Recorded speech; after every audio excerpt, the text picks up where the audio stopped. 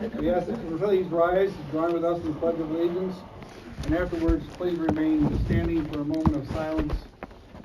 We wish to honor the passing of former Mayor Marty Rudolph. He gave 20 years of his life to this city as the mayor and an additional 10 years as an alderman. I'll announce his services later, but I think there's something down here. I'm not sure. We'll talk about that later. I pledge allegiance to the flag of the United States of America and to the republic for which it stands, one nation, under God, indivisible, with liberty and justice for all.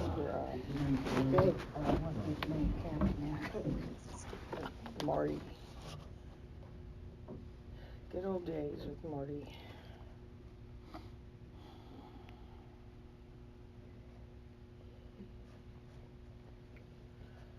Thank you.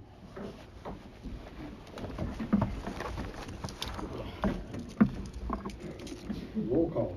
Alderwoman West. Present. Alderwoman Reed. Present. Alderman Murs. Here. Alderman Jordan. Here. Alderman Christian. Here. Alderwoman Dale. Present. Alderwoman Avon Elliott. Here. Chief Byler. Present. And Collector Green. Here.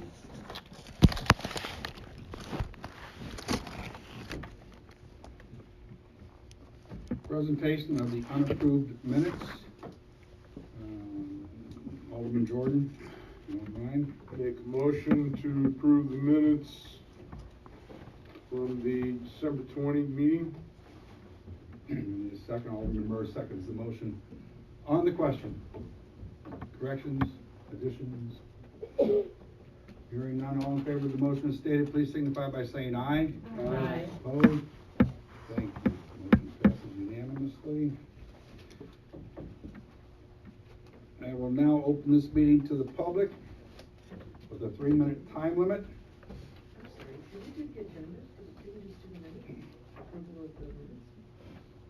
Don't know that we want to do that. Any approval of the agenda? Make a motion for the approval of the agenda. Second, Alderman Christian, on the question. All in favor of the motion as stated, signify by saying aye. Aye. Opposed? The agenda is approved. We have a clock here that was used at the last meeting for the first time. There might be a few kinks in it, but you have 3 minutes to address this board, so please come forward, give us your name and your address. Up to the microphone, please, name and address. Sure. Good evening, my name is Anthony Green. The address is 9429. Is it Donkey? How do I pronounce the street? Dinky, thank you. The address is 9429 Dinky Drive. I'm relatively a new transplant to St. Louis. It's been a while since I've been back, so I'm really new to Bellefontaine, the Bellefontaine area. And I understand this really relates to other adjoining cities, but I really want to make sure that Moline Acres, Bellefontaine, and Jennings really have a regional solution to a lot of the business economic phenomena that's going on in terms of shop and save closing. I know that area technically is not in Bellefontaine proper, Right. but its impact is going to have a regional effect on the neighborhood area and potentially in crime, and potentially in terms of just GDP in the area and just volume and everything else. So I just want to make sure that this committee is working in a coalition fashion with the other cities to try to find viable and feasible economic or businesses of such a scale to come in and to replace that, because typically when you have a building like that, it can lead to blight, crime issues, a variety of different issues just overall. And we have that. Then the hotel that's in Moline Acres that's been abandoned for the last 2 years, the circular tower. And then you have the old Denny's right by the bridge, which now is vacant. So you have a lot of blighted areas that we want to make sure that we're not saying, well, that's just Moline. This is not just Moline. We have to go through all of that area, and there is a linkage there. There is a linkage there that we need to honor and pull our buckets together to try to address that, to make sure that we look at, again, I don't know, viable cities. I don't know why I thought about perhaps maybe a J.C. Penney's or something in that place where Shop and Save was, because we have a more mature demographic. And J.C. Penney's, for example, doesn't have to be in a flat-out mall environment, because I've seen it in Fayetteville, Georgia, where I'm from, that they actually have a standalone store there. But we have a more mature demographic here African American as well as Caucasian, and I think that would fit JCPenney's demographic. And bring in business, and also then allow the economy, to bustle. So I just want to make sure that, again, that we're looking at potential regional committees to address this problem instead of, I'm not sure this happened, but a not in my back, a NIMBY, not in my backyard mentality, so that, because it's all integrated. I just want to make sure we think about that, because I'm just getting nervous about that. I understand that Burger King eventually is coming in to the area very soon too. I'm not sure if that's going to be Jennings or Moline or Bellefontaine, but we just need to kind of balance that out and make sure that we are coordinating our resources from a committee level to really address it. Maybe like a I'm trying to think of the actual the name of the people who do it, but it's a professional organization that actually deals with the Commerce Committee, business commerce committees of each city working together. So I'm under 3 minutes. We are members of the Greater North County Chamber of Commerce. Yes, the Chamber of Commerce. Chamber of Commerce. My time is up, though. Northwest Chamber of Commerce, the Greater North County Chamber of Commerce, and North County Incorporated. Yeah, and having those work Right. cohesively in a way that's going to promote getting a business in. Thank you, Mr. That was Freeman. good. Yes, that is always the foremost in our mind, what's going on. Yeah. in Shop and save. Thank you. Anyone else in the audience would like to address this board? Colonel Jones, 1122 Wentworth. As we approach in the new year, a lot of things on the rise. We see great change in the midst. Some of it is welcome and some of it is not. But I wore this shirt here because from this month to the 4th month of this year, people's lives are going to be heavily inundated by tax scammers or pundits. You see all types of advertising, what have you. This organization, I was drawn to it because they take painstaking decision to make sure that each individual information is handled with care, done meticulously, and the results are done based on their criteria, not by what I love from it. They eliminate all the nepotism, racism, sexism, took it out. When you bring your information in, whatever is garnered from that is based on the criteria that your information is. So I would say when you talk to your relatives, what have you, those that are seeking, ask them to look up those that are dealing with this organization, because it is free for those that make $55,000 and less, and they are done well and they are sanctioned by the IRS. So I've enjoyed it, and so I said, well, this started in the first part of the year, and as the months come, people are going to definitely be seeking it, and then the scammers are going to be on them. We see so many times people's lives are getting warped, and their livelihoods are taken because they do not know it. And this way, when they go to those places, then they know that their information is done with care, and then more importantly, like I said, IRS sanctioned, and then there's no fee involved with it. I stay in for 1 second. I cannot see your shirt, so what organization? Well, this is not NAFTA, but I pulled the blank, but it works in conjunction with IRS. All the agents and what have you are former IRS agents. You get information, and then you do it online, and they issue a code number. So whenever you do those people's work, then it's related to your code number. And if you do not pass 80% of the information, it will not allow you to participate. So the name is not on It's on the back of there. Okay, so I can't see Oh, it. Is it Metro Vita? St. Louis Community Tax Coalition? No, and then, because I didn't work with them last year, you see with that hyphen there? Vita? Yeah, but, All right, just turn around 1 second. okay. Party with IRS and / VITA. Volunteer income tax Because assistance. initially, they had one a few years back over in the rec center. Okay. Yeah, I worked with one out of a church, and matter of fact, we did all of Village North, received there all of their taxes. Thank you. Is there anyone else in the audience who'd like to address this body? Hearing none? Go to our commission and board reports, public safety. Alderwoman West, you got any comments you want to make on public safety, even though you haven't met about next meeting or anything? No. No? All right. Youth Commission. Everyone from the Youth Commission? All no meeting held. Image and beautification, Alderman West, Alderman West, I'm sorry, you don't have that one. Alderman Christian, are there any comments on what they have on their minutes? No, the Adopt a Street program was presented to you. I let Jenny Stewart know to contact you to see how she can start to implement it, because we don't have a meeting for a couple more months. Congratulations to the winners of the holiday decorations. Again, we announced those at the last meeting. And the next meeting for Image and Beautification is Tuesday, March 12th. Okay, all right, thank you. Are there any questions on minutes? None? Thank you. Parks and Recreation, there was no meeting, but, so there's no minutes. Alderman Mercer, you got any comments? If not, I'm gonna have Mr. Dickerson come up. No, that's fine. Mr. Dickerson, your report? Are there any questions on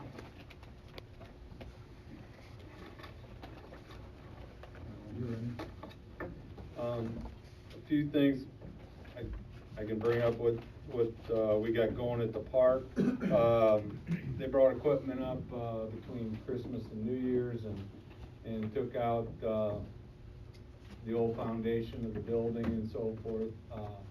They also dug the footings and foundation for the restroom facility that's gonna be installed the 16th of this month. They actually poured the footings this morning, and I think they're pouring the wall tomorrow, the foundation wall. And then they'll have that pretty well ready except for utility parts of it. And they're gonna let the installers for the building put it in and then bring the utilities to it. It's gonna be stubbed out, so. So some of that equipment down there is street equipment and some of it's park equipment. They're both staging basically out of the same area, so. Okay. Bringing the bathrooms in two sections. Mm-hmm. 2 18-wheelers have got a crane coming in, and they'll set both of those. And then it's about another day, I guess, to get everything hooked back up once they set them and ready to go. So by the end of that week, the 16th on a Wednesday, so by the 18th, that should be finished as far as their end. As far as electric, water, and sewer hookups, that will come later when Wagner has their electricians work on that. So the shelter itself isn't in yet; it's due about mid-January. So there's a little discrepancy I found out today on the footings, but it's nothing that big. The engineer's got to make a few adjustments on that, and so they'll probably be digging the footings for that next and getting that ready. So when it does come in, they can erect it. So Otherwise, we're on schedule. pretty much, if the weather holds up. I mean, next week's supposed to be pretty decent the whole week. So I think that looks good. I imagine they'll maybe dig the other footings if the engineer gives them the okay on the shelter itself. So as of today, this afternoon, they hadn't got it yet from the engineering part of it. So. Are there any questions of Mr. Dickerson? Alderwoman Reed. Hey, Happy New Year to you, Mark. Same to you. On your report, so you have total participation on this report where it has the game room and everything? Uh-huh. Is this total for a number of residents? It's, people? no, total people. Okay, because... Some are residents, but, if you have a baby shower or a birthday party and, the resident right, you don't reserves have a room. to be a resident. Right, we'll count, if there's 45 in there, then, we put the total amount there. So no, it's not total residents, but we do, with our tracking system, anybody who comes in and their card swiped or whatever, yes, we can say when they're there and not when they leave, but when they show up. Okay, cause I'm seeing the racquetball number of hours, Uh-huh, and then you got number of players. right. The 3 and the 12 is in the total, so should it just be the players then? The 3 are hours and the 12 is players. Right. Yes. But it's in the total. Like when you The do. 3. Yeah. So it really should just be the 12, right? Yeah, it's just 12, correct. Okay. So yeah, the number of hours is in that number. Yeah, Okay. correct. That Um, was the number of hours reserved, catch. which isn't much.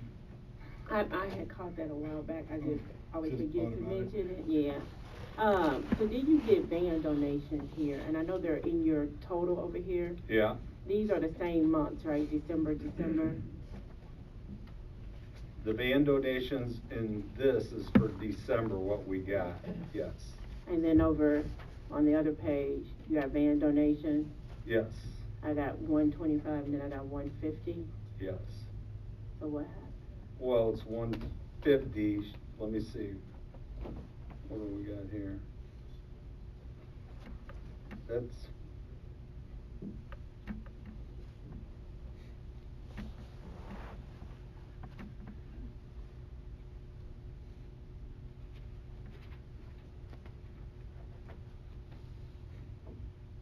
good question, I don't know why that's different than that, except if it was, on the cusp, either it came in, let's say, on the last day of December, and then it was deposited in January, because we're always a day behind on our, deposits, or vice versa, either I would say it's more that, because at the end of the year, around the holidays, is when we normally get donations, so, the last deposit for the month is actually gonna end up on January. Okay. Because this is the first So time that we've would had- be probably a $25 donation that, it got picked up on this because we wrote it down, it came in December, whatever. And then it didn't get deposited until, probably the first of the month. Okay. So maybe we should use dates or something? Like a date? Well, yeah, I'll tell you, normally there's No not that much deposit. deposits. Right, there's Or- normally no donations. And there's no Right. donations, exactly. We got a handful of, older residents that really appreciate the service, and they show it, where Yeah, during the you holiday. have others that don't. Right. But, I'm sure that's what it is, but the 150 is basically, yes, what we brought in, as far as picking it up over here, it probably lost, well, it's there, it's just, you'll have to pick it up on the next month. Okay. Any other questions, Mr. Dickerson? Mr. Alderman Christian? Just one back about the park. You said, Yes. when the bathrooms come in, the restrooms come in, they're gonna come in on 18-wheelers. Mhm. Is that gonna cause any problem to the traffic flow or anything down Ashbrook with, other equipment already there at the park? And you said a crane's gonna come in? I don't think so. I'm gonna coordinate, with, both companies, but, they, Gershenson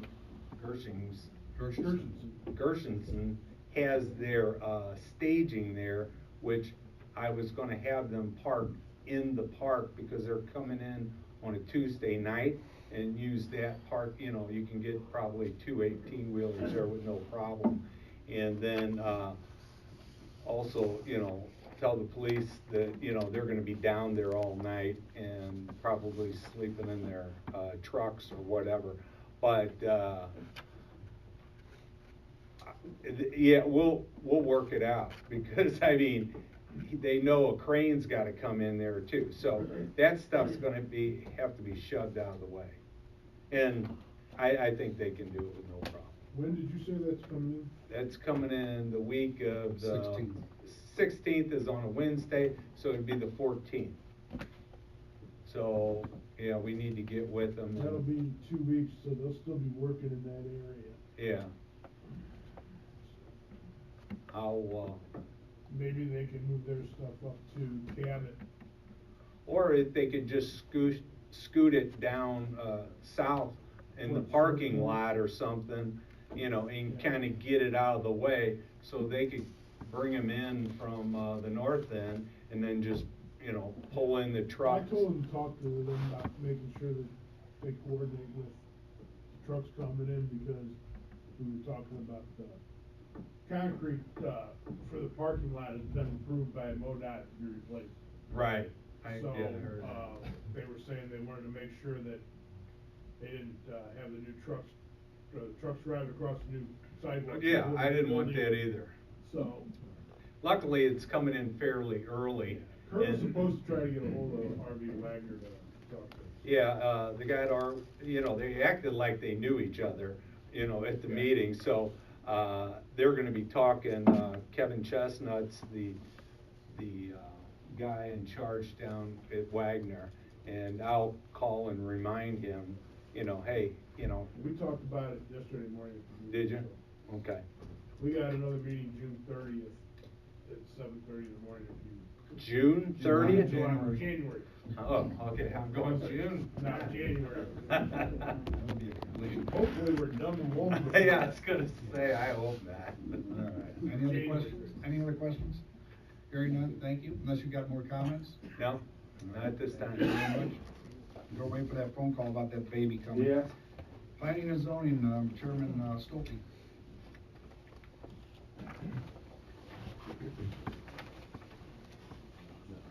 Happy birthday, Greg Warnes. Yeah, happy birthday, Greg Warnes. Good evening. At our December 10th Planning and Zoning meeting, we had 3 items on the agenda. And I believe Alderwoman Dale presented to the board on your meeting on the 20th of December. We had a daycare at 10020 Bellefontaine Road, and I believe there's a public hearing scheduled for that for January 17th. Am I correct? They scheduled it, yes. I know it's also a petition to subdivide some property at 10550 Coley Lane. I believe there's going to be a reading for an amendment on our ordinance on that also. No. Just an ordinance for the subdivision. Right. All right.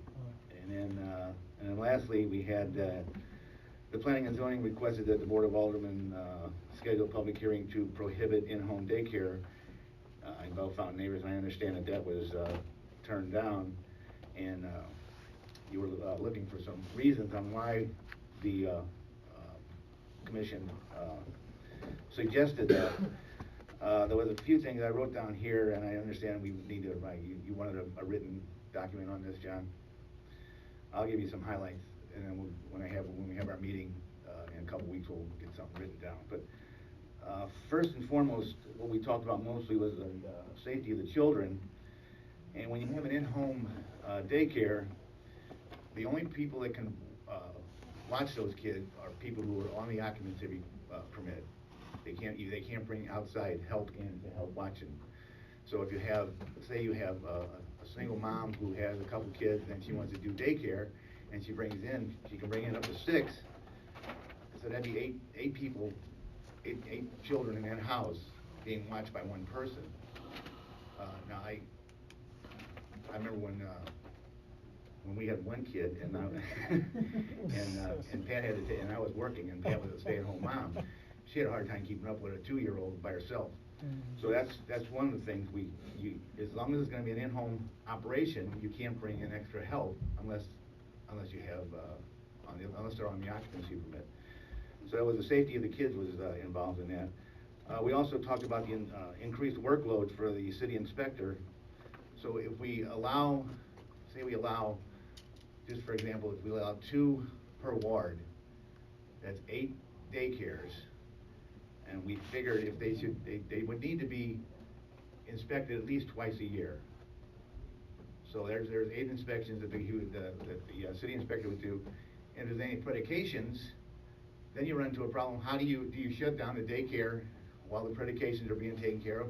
And then the city inspector has to re-inspect. So you're talking about 16 inspections for 8 daycares in a year. And then, you know, that's just a minimum amount of daycares, we would think.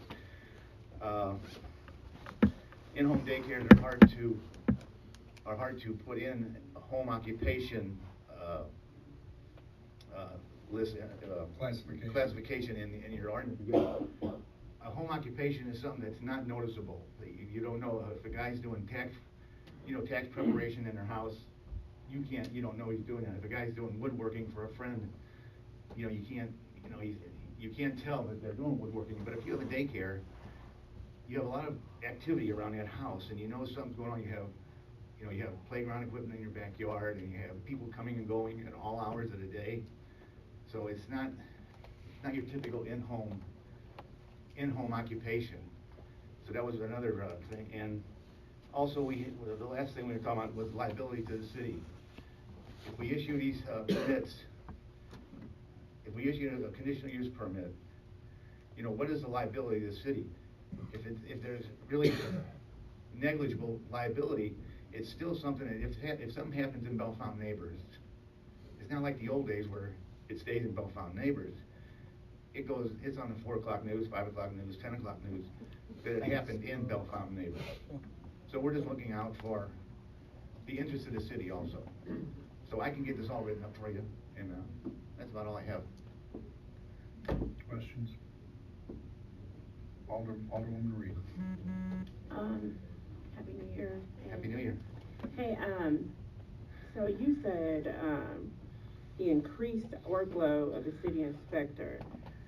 Do you know, and I'm just asking this, and then maybe Joe can speak to or answer to it, how often do we inspect the commercial daycares today?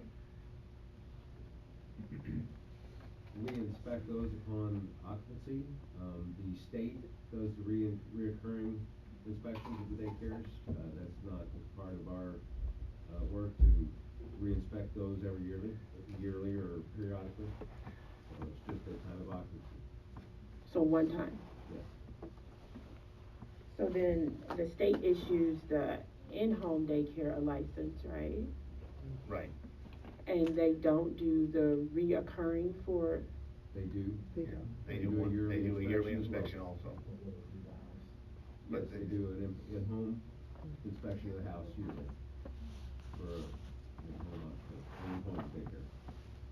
So why was it mentioned that we would need to do it 2 times a year for the city? If we don't do it for the commercial ones where there could be 80 children versus 6. I'm just wondering. It's a little bit, the commission thought that it was a little bit different. When you're in a home, things tend to break, and these homes are getting older, and it's just something it would be safer for the kids if you would inspect twice a year. So this was just something that the P&Z Correct. thought that we would For need the safety, at least, for the safety of the children. we would need to at least inspect it every 6 Correct. months. But we don't feel that it's safe for the safety of the children at the bigger commercial daycares to inspect them every 6 months. I guess we could. I mean, I'm just asking. Right now, we have no policy for that, and it seems that that would be someplace that's lacking as far as if it's a daycare that's changing, and a number of people are changing. That's something that we need to take a look at periodically to make sure that, you know, the standard hasn't dropped. We have no way of knowing that the business is going on there, what's happening, unless there's an inspection made. And that's something that we're lacking, I think, as far as home daycare is concerned. Or even the commercial ones, is Or what you're even saying too. yes. Because I would think it's a Correct. greater possibility of something to be wrong in Other one than of the fact that commercial state is ones. doing it. That's the only. Because you said the state is doing it. That's a separate inspection. They're looking at strictly daycare related, strictly daycare related things. I would be looking more at the home, and the building construction and code requirements. So there's So different types to of inspections. piggyback on that, you should be looking at all the buildings in Bellefontaine Neighbors for safety. We do that.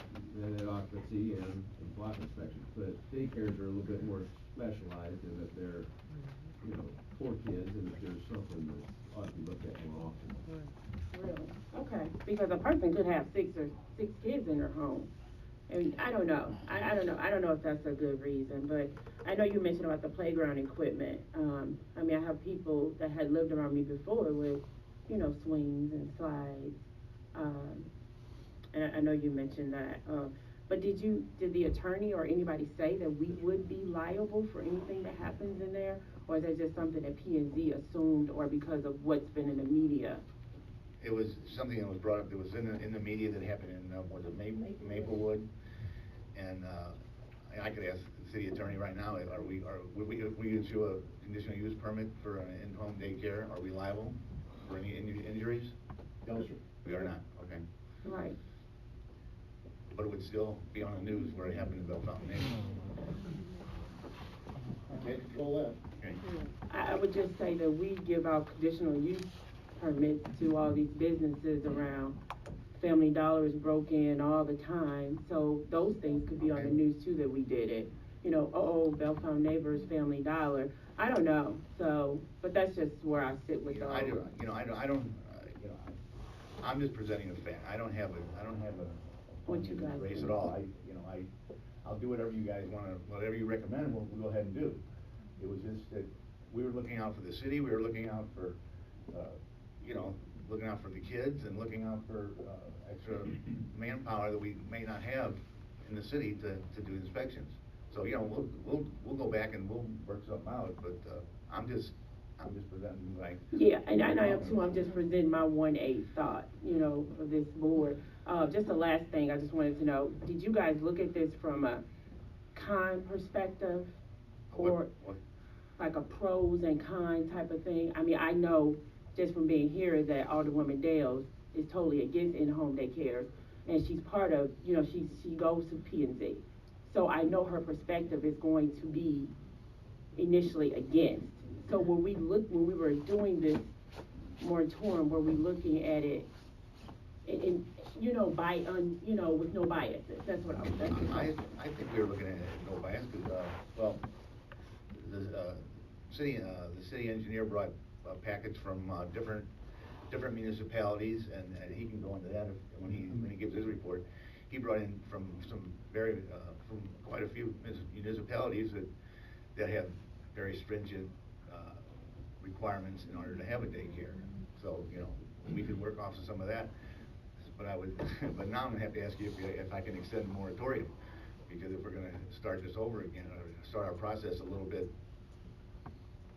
because I think the moratorium is at the end of this month is over. So I would have to recommend that, or ask that we extend the moratorium for 3 months. Okay, thank you, Ed. That's all. No problem. Alderwoman West. So you also brought up in Happy New Year, Happy New Year. the concern of the number of children versus maybe the caretaker of those children. And I'm not really familiar with moratoriums, but if we could make it maybe a little bit more stringent, since that's one of the concerns of the P&Z, is that there be a certain amount of children to a certain amount of adults. You know what I'm saying?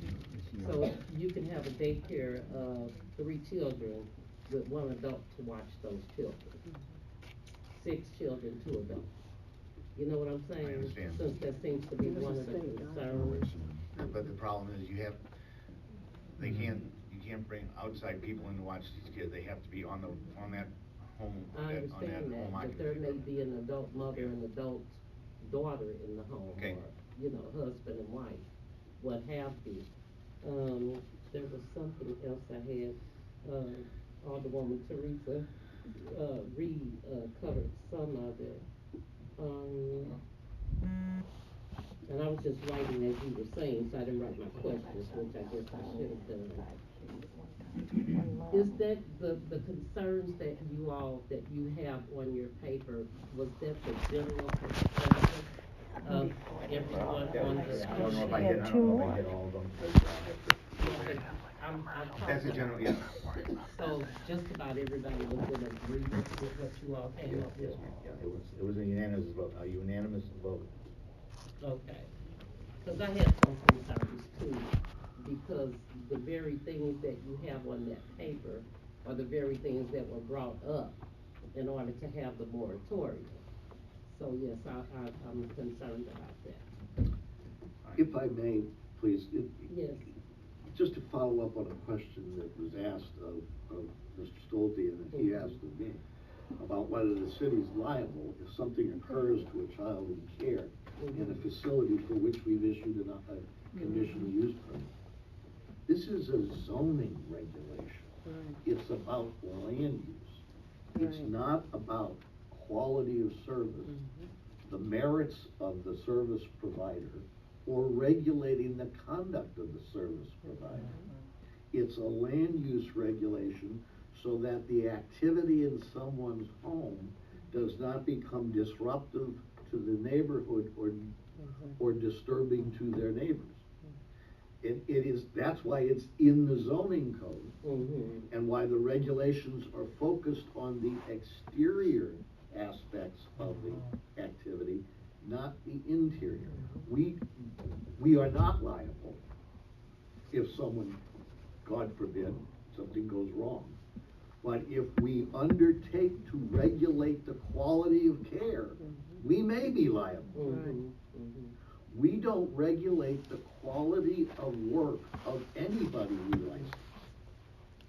We make sure they're licensed so we know they are in compliance with these businesses, so that we know they're in compliance with the zoning code, they're paying the taxes they're supposed to pay, and they're in compliance with the law. But we don't say, if you're going to be a grocery store, here's how fresh the produce has to be, or how to package meat, or anything else. Okay? So I caution that the focus here has been and ought to be on the question of what are the land use implications of this activity at that, in the residential portion of the town. So with that being said, then many of the suggestions that you all came up with should be removed. And we can reevaluate some stricter restrictions on inspections and background checks, things of that nature. But the state requires background checks, especially if you're dealing with, persons with disabilities. They do a strict background check on that, because you will have a foster mom, maybe with 1 or 2 children, who are, mentally disabled. And they do background checks, they do home inspections, and they do those on a regular basis.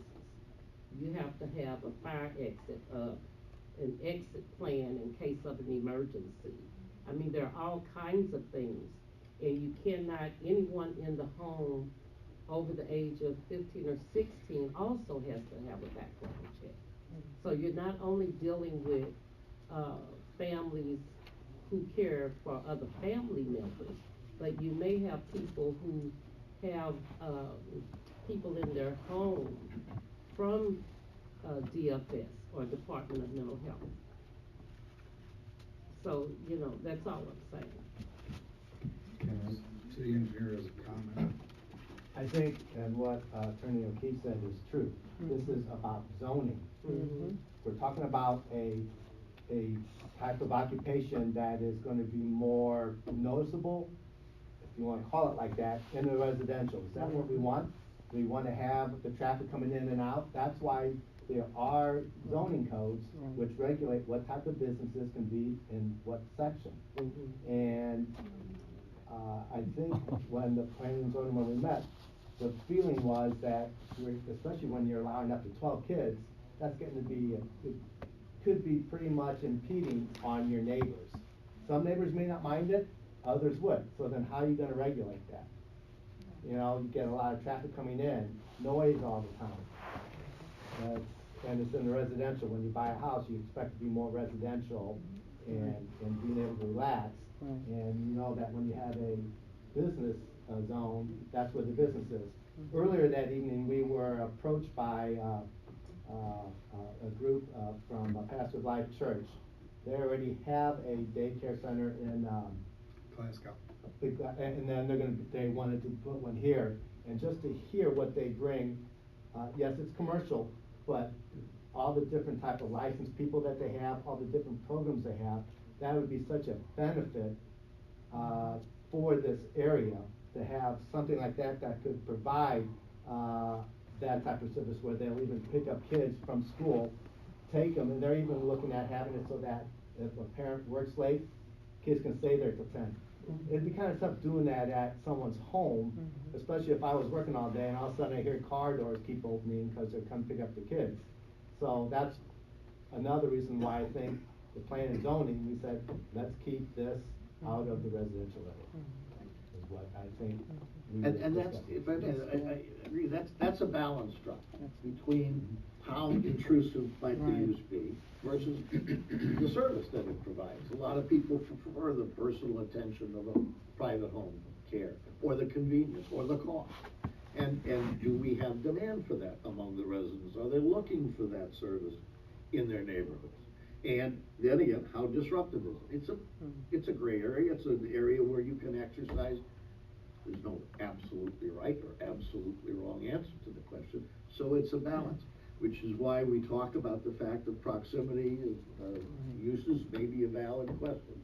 That you can't have two on the same block or something like that may be valid, because if they become multiplied in the same area, there's going to be more activity. So there are land use issues that are well within the scope of the city's concern. But there's no absolutely right answers. You know, I mean, you can't. Could you say we ought not to have them in residential? They're not really home businesses under our home occupation definition? Yeah, you could say that. You could say we ought to let them happen, and we don't even want to know about them unless the peace disturbance. Because I guarantee you, we don't license them, we're going to have them anyway. And some other municipalities only limit to 4. You know, there's different regulations. Some only allow like maybe 2 in a ward. Some will say that you can only have X amount of kids at this age. There's many different things we could do if we decide to go with it. We'd have to look and see how we'd want to approach that. Well, we already limited to 6, right? Don't we already have it limited to 6? No. Six non-resident, four on the occupancy permit, and 6 not on the occupancy. So well, not 4 related to the right. Related to the occupant. They have to be Limit on the number of kids, they have to be not on the the number of occupancy. daycares allowed. Yeah, the number of kids. Right. We have it limited to what? To 10 total. 10 total. 10 total. 6 for food with 4 children in the home. In the home, Related. not related. Right. Okay, because I was gonna say, most of them probably are related. Okay. Okay. Okay. Thank you. Any other questions of Mr. Stolte? Hearing none, you got any other comments? I don't know what's going to be on our agenda for this month, but I hope this is exciting. I'm sure it will be. Thank you. Mr. Raymond, building inspector. Happy New Year, everybody.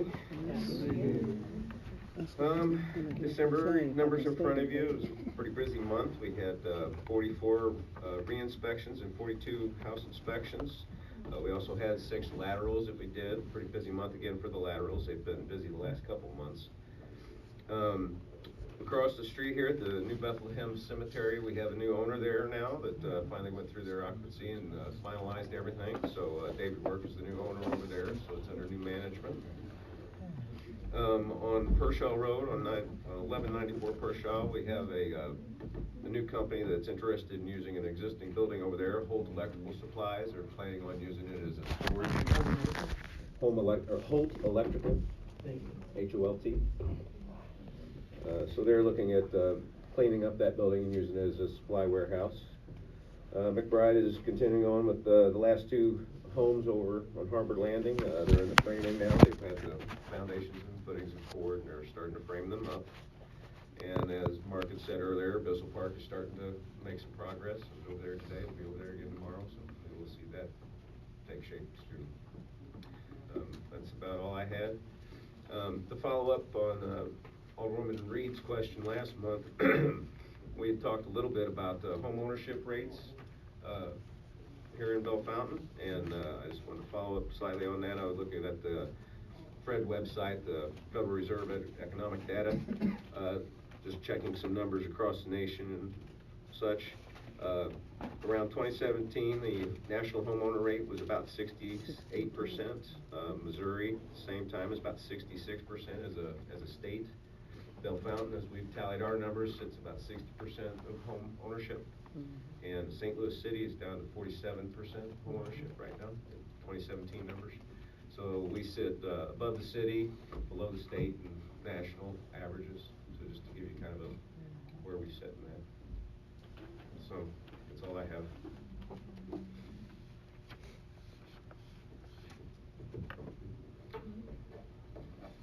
Any questions? Alderwoman Reed. Who did you say owned the cemetery now? David Work. Work, like He bought it. W-O-R-K? He actually bought it. It's been a few months now since he Yeah, bought it. he's owned it for a little while. He just finished up with this. He's added additional ownership.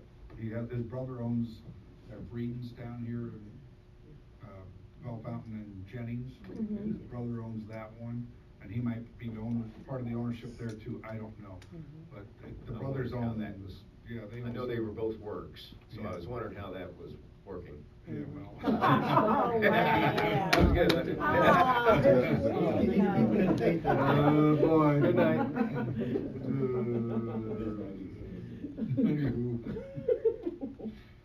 a brotherhood. Any other questions of Mr. Raven? Any other comments? Hearing none, thank you. City Engineer, Mr. Klein. Happy New Year also. You have my report in front of you on the permits issued for the month of December. Pretty typical. And just to kind of play on. Sorry. Yes. Okay. The zoning is pretty subjective in how you want to have the daycares. I'm not against them, but it's a matter of what we would want to have in our neighborhoods, okay? And then how, as our attorney said, we can't necessarily regulate them, but we can say we're gonna maybe make it only 4 people in there. But like I said, that's something that you all can discuss and we can go talk to planning and zoning. Have not heard back yet from the chicken fried people. They got the drawings. I marked up for them what was required, so I'm looking for it anytime. So hopefully we'll get that soon. Worked with Joe on Hope Electric, and then we're just waiting for the subdivision. So that's all I have right now. So you haven't heard back from the chicken and fish place up here, Bristol? No. They had quite a few things they had to kind of fix and coordinate. Yeah. No, I done very professionally. No, so I helped them out and kind of worked it out the way it should. What they were missing in coordinating, so. Okay. Are there any questions of the engineer? Alderman Gordon. Actually, probably more for Joe. I think you're talking about the bride station. Yeah. Up there. I guess probably anybody talk to the bride or Voyager about, are they talking about doing the other part of that subdivision they originally planned? No, they are not. We can vote on who we want to go. No, not lately, but last time I talked to Mr. Glozier in regards to additional housing at that site, the answer was no. They're trying to sell it. Well, they're willing to subdivide, but they don't want to do any more development. So it is for sale. Okay. Any other comments, question? Alderwoman Reed. So how is the barbecue? We'll wait, we haven't gotten anything back from them. They got their plat, they went down to Clay And they got the windows, so we're just waiting now to get the drawings from them. And as soon as we get them, we'll review them to make sure that they meet codes. Any other questions? Hearing none? Any other comments? No? Thank you. Thank you. All right, moving along. Approval of invoices over $500. Alderman Reed. Hi, I would like to make a motion to approve the bills from December 24th to 31st, six of them, for a total of $36,585.81. Second by Alderman Christian. On the question? Hearing none, all in favor of the motion as stated, please indicate by saying aye. Aye. Opposed? Motion carries. Where are we now? Chief's report. Welcome back. Glad to be back, sir. Productive new year for everybody, hopefully. First off, want to thank those who are responsible for fixing the heating and cooling issues back in the police department. First day back, huge difference. My office was above 20 degrees, kind of nice. So seriously, thank you. It's immense difference with the employees as well. We now have 2 commissioned officer vacancies with the death of Dave Owens and the recent departure of another employee within the past week or so. Took employment at another PD. We have 2 commissioned officer vacancies. We still have not filled the evidence manager support coordinator position. We have advertised that position everywhere possible and reasonable to try to garner applicants, and we haven't received one. Today is my second day back, so I really don't have a plan of action or resolution to disclose yet, but hopefully I'll have something by the next meeting to go from there. New Year's Eve, I know the police department did not receive many calls for service, but from my understanding it was, well, we'll just say that a movie with 7.1 Dolby surround sound could not do it justice. It was pretty bad. It's here just around this area up in North County. I've mentioned before that I am blocking off New Year's Eve, 4th of July, and Halloween to have full police crews on, just for anticipation of things. I'd rather be safe than sorry and prepared. Have nothing happened than have it the opposite way. And lastly, although we have identified a suspect in the recent double homicide, we're still in the process of trying to apprehend that individual. We've been using a lot of federal resources to accomplish that task, but with the government shutdown comes a lack of federal resources. Right. So we've kind of hit a little bit of a stumbling block right now, but hopefully that'll end soon. And that's all I've got for now. Thank you. City Attorney's report. Happy New Year, thank you. Good. Report of the mayor. I'll be brief.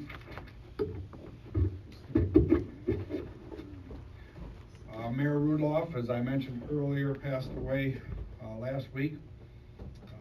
He suffered from Parkinson's disease and has suffered for many years. His wake is tomorrow from 2 to 8 at Hutchins Steiger Mortuary and at Mid Rivers, on Mid Rivers. Followed by a funeral Saturday morning here in Bellefontaine Neighbors at Holy Name of Jesus Catholic Church at 10 a.m.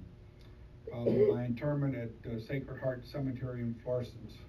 So if you would like to attend the funeral or the wake, I think there's information. You got information down? There's information available. It also is in today's paper. He served this city 10 years as an alderman and 20 years as the mayor. Longest running term of a mayor in the city's history. The thing that scares me is that leaves me as the only surviving mayor in this city. And I got 4 months to go, so hopefully we'll have a new mayor in place that will live a long time, and I hope I live a long time. But yeah, we have no surviving mayors. It's kind of funny. At the next meeting, the audit will be presented by our auditors. Can't say anything about it because I don't really know anything about it at this time.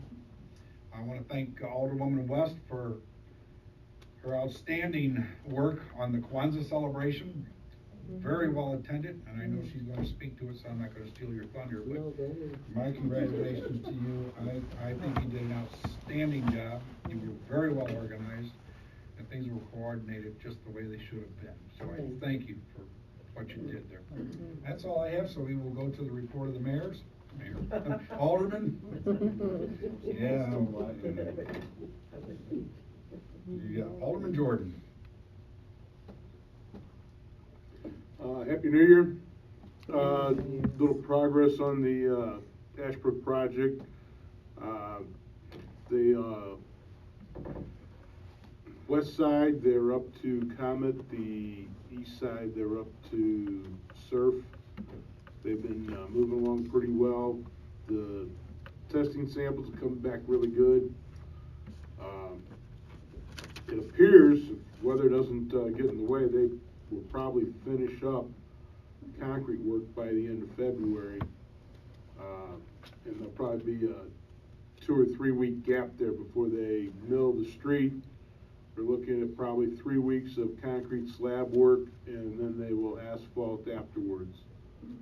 We did get approval from MoDOT to have the parking lot in front of the park be replaced with new concrete. So that's a plus. So that's where we stand. That's it. Thank you, Alderman Christian. Happy New Year. That is all. Thank you. Alderwoman Dales. Happy New Year, everyone. Black History, I'm working on that. It's coming around really well. We're looking for a food vendor.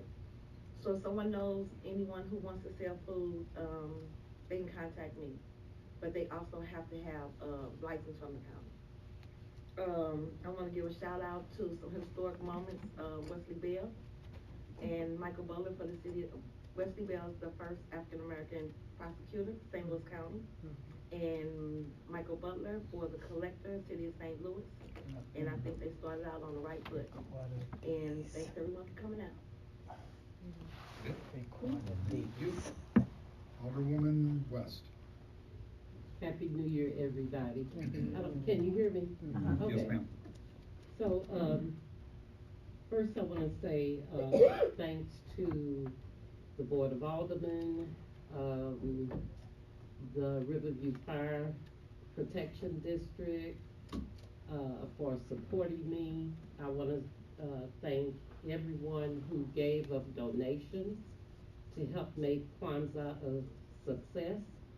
I want to thank everyone who came out to attend and support me in celebrating that event.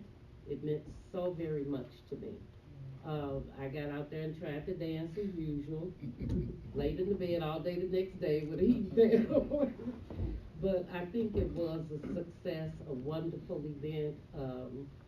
My family, my nieces just did an awesome job on the decorations, and I wish they were here to hear me thank them, because the one who made the Nguza Saba, which is the 7 principles, was so weary that I would not like it. And when I saw them, I actually cried. I really did. It meant so very much to me for everything everybody did for me. You know, I'm always very appreciative, because people don't have to. They do it because they love you and they want to do it. And so that means so very much to me. So thank you all who came out to attend. The mayor and Jim came out, and I think they had a good time. I really don't even know when y'all left. I was probably up there making a fool out of myself. You were, but I won't say. I won't say. And I want to let everybody know the safety committee will be resuming their meetings the 4th Thursday, I think it is. Yes, ma'am. This month. And everybody is welcome to come. And I think that's all. Oh, One of it, 24th, thank you. I got so much going on in my life right now until I don't know what day it is. But I also wanted to thank the committee who worked on revising the fence ordinance. We were able to do that in like, what was it, Marcy, 2 hours? And we'll be meeting with the city engineer as soon as he calls so that he can hear what our plans are and give us any suggestions that he may have. And I want to get this done because I got so many ordinances I want to work on. So that ends my report. Thank you. Alderwoman Reed. Happy New Year. Happy New Year. I don't think I have anything, it's always fun in my head. But, we are starting the new year out, and I think we're starting it really good. We got some good things on the table for us, so, I think new things to come. So, thank you all. Thank you. Alderman Murs. Thank you, Mayor. I just want to wish everybody a Happy New Year and prayers to Barbara, your family, for healthy recovery. Other than that, that's all I have. All right, thank you. Moving on, the collector is excused this evening, so there's no report from him. And I will open the meeting to the public with a 3-minute time limit. If you'd like to come and give us your name and address and address this board. Hello again. Anthony Green, 9429 Dinky Drive. I'm going to look myself, but I would like to get some statistics on the accidents that are on or about Highway 367, intersection of Highway 367 and Jennings Station Road. I live close to that, so I hear a lot of the ambulances and trucks and fire trucks go by. And my understanding is, and I'm really not from this area, but my understanding is if I was going, oh goodness, I'm thinking this is southbound towards Advanced Auto from, I guess it's southbound. I'm going towards Regions Bank. I'm sorry, on 367. I'm going towards Regions Bank. I don't want to interrupt you, but I need to give you some information. That intersection is not within the boundaries of the city of Bellefontaine neighbors. It's in the boundaries of Jennings. So St. Louis County Police, under the advice of the city of Jennings, handles those accidents. Oh, okay. Okay. But since you brought up the number of accidents that occur on the state highways, 367 and 270, which are within the limits of Bellefontaine neighbors, I can tell you 2/3 of the accidents that are reported, pretty much average monthly, occur on the interstates. And it concerns me, and I've mentioned it many times. We need to find out what's going on, why we have so many accidents on these highways, 367 and 270. Right, and okay, and so I'll again, I want to reach out to MoDOT, because it seems like, I know it's out of range, but it seems like the way the street is designed and the fact that it's coming it's coming uphill. The visibility is kind of poor on both sides, and so you have people making a lot of assumptions while they're driving 35, 45. And this morning, I know again it's not there, but I still want to take my minute I have left. I know I saw somebody literally going for work. They were going 70 miles per hour on 57. I mean, it was just, I mean, you could literally feel the wind. I mean, and just so, with that visibility issue and people feeling like they can go to work that kind of way and not really adhere to public safety, I mean, I don't expect you to fix it. I just think there's going to be some things that MoDOT really needs to look at in terms of trying to look at the sequencing of lights. Let me ask you a question. What about on the intersection of, is it St. Cyr and 367? Is that also Jennings, or is that? Moline. Okay. All right. So I'm learning. Moline and Jennings are both right. Okay. Okay. I think that's it. Those are the ones I had, because the accidents I've seen over there have been that. And I'm sorry, just for me to, for my references. Next to Shop and Save, there was a general store that's also closed and vacant now. What did that used to be? That was a Dollar General. Across the street. Okay, across the street. All right, we're done. Thank you. Anyone else in the audience? Marcy? Yes. Okay. I'm learning. You don't learn unless you ask questions. Exactly. Good, 9421 Dinky Drive. So a couple of things. I wanted to get back to the daycares. Oh, Joe and the city attorney. So are we trying to figure out if we want daycares or how many, or what are we trying to determine? Yes.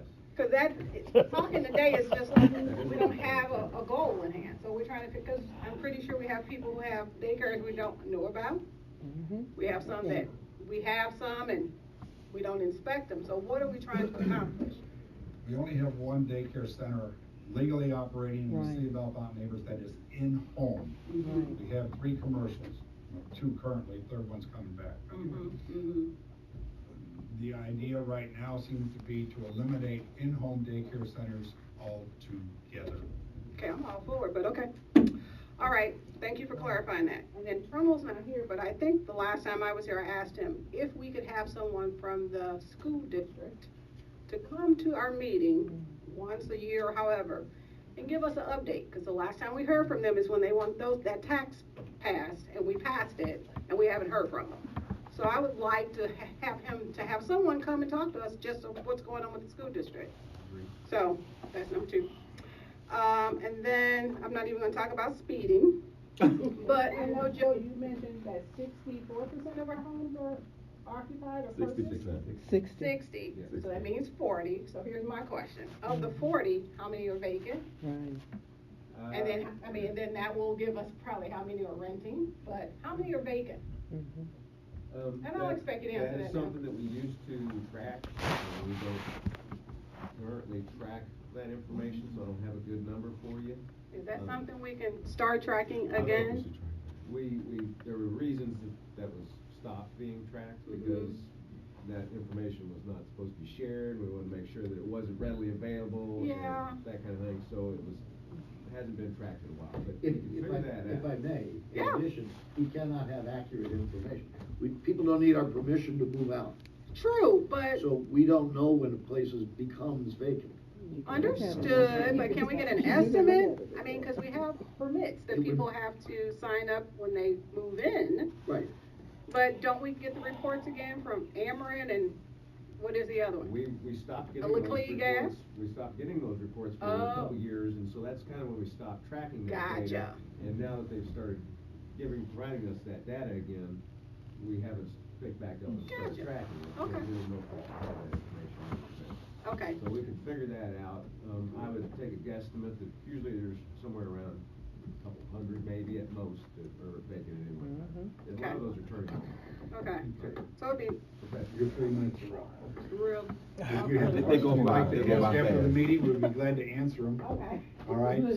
See whomever you need to ask after the meeting, okay? I just have something to say about the 3 minutes. Yeah. I would suggest that we give the person their entire 3 minutes to ask their questions, and then after they're seated, we answer them. That way we would not rob them of their time. I totally agree with you. Okay. I totally agree with you. But when she addresses somebody like Mr. Raven, she's expecting an answer from him, so that's what we lose.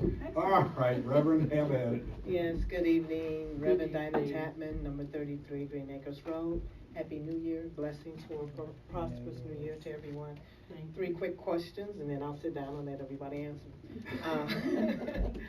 I'm sorry I haven't been present in body, but I have been on Nextdoor reading and keeping up late night when I get in.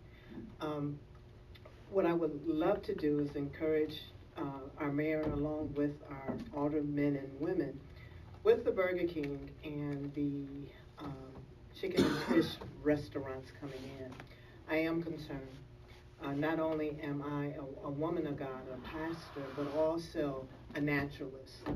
And if anyone has read the health report, the disparity report that was done by Washington University, St. Louis University, and Jason Purnell, those foods that both of those entities serve are direct health causing disparities to African Americans.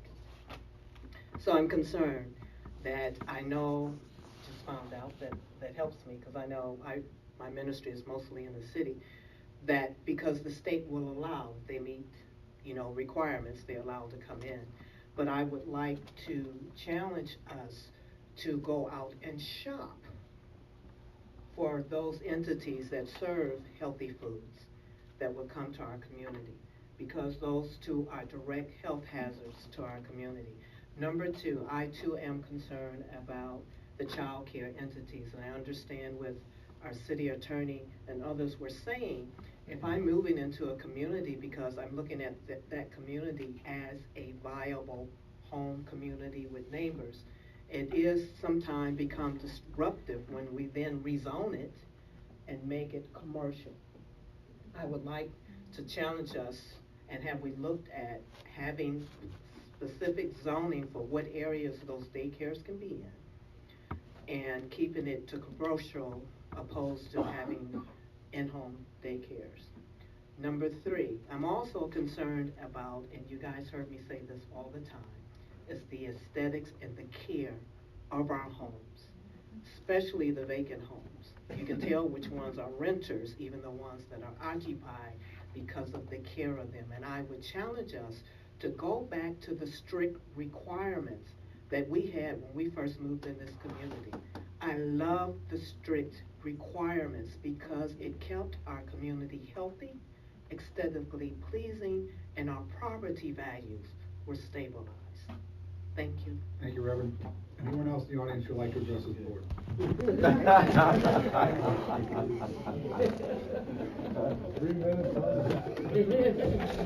I preach, You got it down to a science. I'm Greg Warnes of 10030 Creek Drive.